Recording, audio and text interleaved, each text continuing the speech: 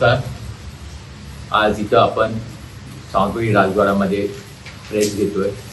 त्यासाठी आज सगळेजण उपस्थित, सगळ्यांना नमस्कार. 35 वर्षापूर्वी शिवरामराजे भोसले ते इथं आमदार होते आणि त्याच्यानंतर 35 वर्षानंतर राजघरांनी आता म्हणजे विचार केलाय आणि इच्छा व्यक्त केली आहे की आपण ह्या पुढच्या इलेक्शनमध्ये, नगरपालिका इलेक्शन असेल तर त्याच्यामध्ये कुठेतरी सहभाग्य घ्यायला त्याच्यामध्ये.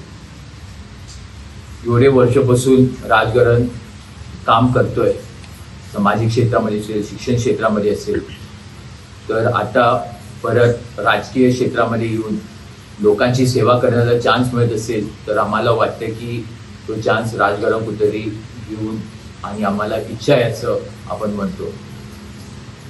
युवराणी साहेब त्याच्यामध्ये आम्हाला वाटतंय की एक चांगलं व्यक्ती असतील की कुठं आपलं सावंतवाडी शहर कुठेतरी चांगल्या दिशेमध्ये घेऊ शकतात.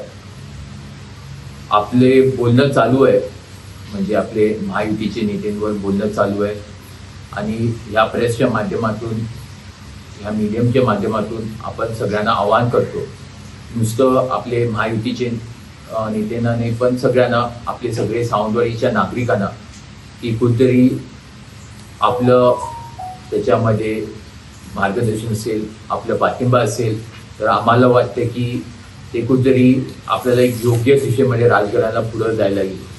तर तसंच आज मी आपले सगळे राजेसाहेब असतील, राणीसाहेब असतील, युवराणी साहेब, आज इथं आपण सगळेजण हजर आहे आणि नुसतं आपल्या नागरिकांना, सावंतवाडीच्या नागरिकांना एक म्हणजे आपण इच्छा व्यक्त करतोय की कुठेतरी राजघरान परत लोकांच्या सेवासाठी पुढे येणार आहे.